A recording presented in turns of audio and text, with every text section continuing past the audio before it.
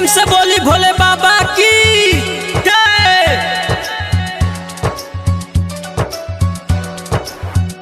देवघर जाई बस चनी हसैया के साथे फसल बाड़े जाई बंगलिनिया के हाथे।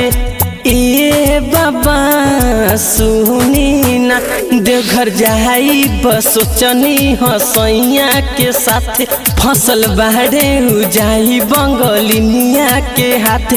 बड़ी सहत होई है परे सहानी जी हो परे सहानी जी हमारा सैया के रउए चलिए भोले दानी जी हमारा रजऊ के रउए चलिए भोले दानी जी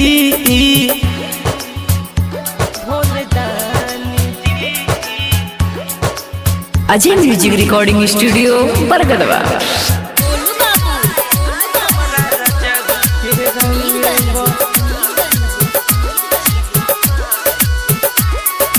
सीधा साधा हवे उता बोलले न बोलेले जाने का खिया के राजा के बा फसवले।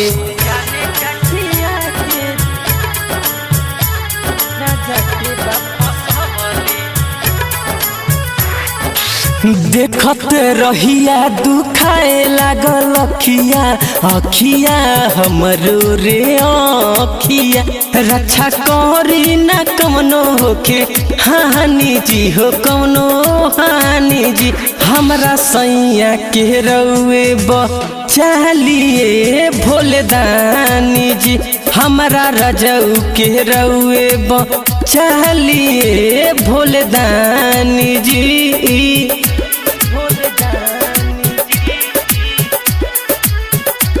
भोले दानी जी गोलू बाबू मीरगंज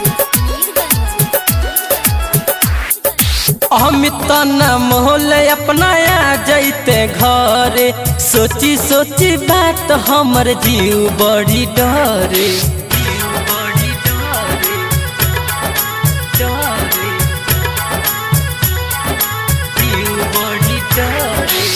अजय बिना सुना लागे अंगना दुआरिया दुआरिया हमरो दुआरिया उनके बिना न कटी जिंदे गानी जी हो जिंदे गानी जी हमरा सैया के रउए चलिए भोले दानी जी हमरा सैया के रउए चलिए भोले दानी जी ए भोला।